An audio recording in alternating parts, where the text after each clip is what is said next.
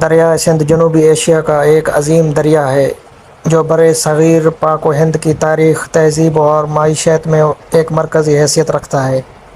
یہ دنیا کے طویل ترین دریاؤں میں سے ایک ہے، جس کی کل لمبائی تقریباً 3180 کلومیٹر 1976 میل ہے۔ یہ دریا تبت کے علاقہ مانسروور جھیل کے قریب سنگی خباب گلیشیئر سے نکلتا ہے اور جموں و کشمیر سے گزرتا ہوا گلگت بلتستان میں داخل ہوتا ہے۔ پھر یہ خیبر پختونخوا اور پنجاب کو چھوتا ہوا سندھ میں بہتا ہے اور بحیرہ عرب میں جا گرتا ہے۔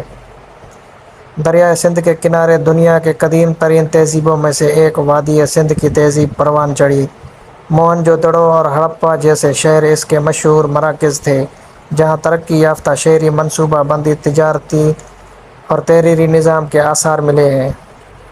مغل سلطنت کے دوران دریائے سندھ کو نقل و حمل، زراعت و تجارت کے لیے استعمال کیا جاتا تھا۔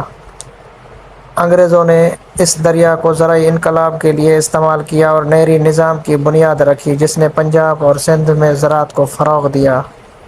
دریائے سندھ پاکستان کی زرعی معیشت کی ریڑھ کی ہڈی ہے۔ انڈس بیسن دنیا کے بڑے زرعی علاقوں میں سے ایک ہے، جہاں گندم، چاول، کپاس اور گنے کی کاشت کی جاتی ہے۔ انڈس واٹر کمیشن کے تحت پاکستان کا وسیع نہری نظام اسی دریا سے جڑا ہوا ہے۔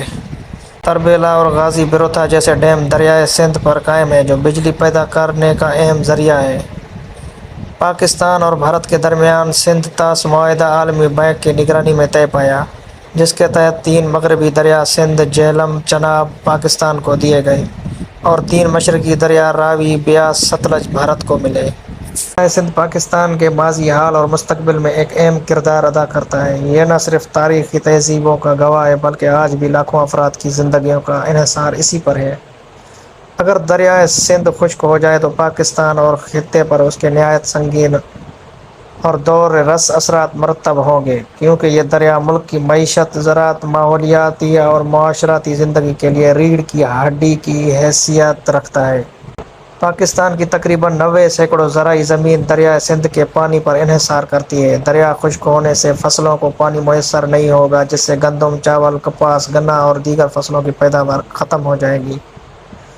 زرعی پیداوار کم ہونے سے ملک میں خوراک کا بحران پیدا ہو سکتا ہے، جس کے نتیجے میں غذائی اشیاء کی قلت اور قیمتوں میں بے پناہ اضافہ ہوگا۔ اگر دریائے سندھ خشک ہو جاتا ہے تو پاکستان کے لیے ایک قومی بحران بن جائے گا، اس لیے اس کے تحفظ کے لیے فوری اور دیرپا اقدام کرنا ناگزیر ہے۔ دوستو، امید ہے کہ آپ کو ہماری یہ ویڈیو پسند آئی ہوگی۔ اگر پسند آئی ہے تو لائک کریں، شیئر کریں۔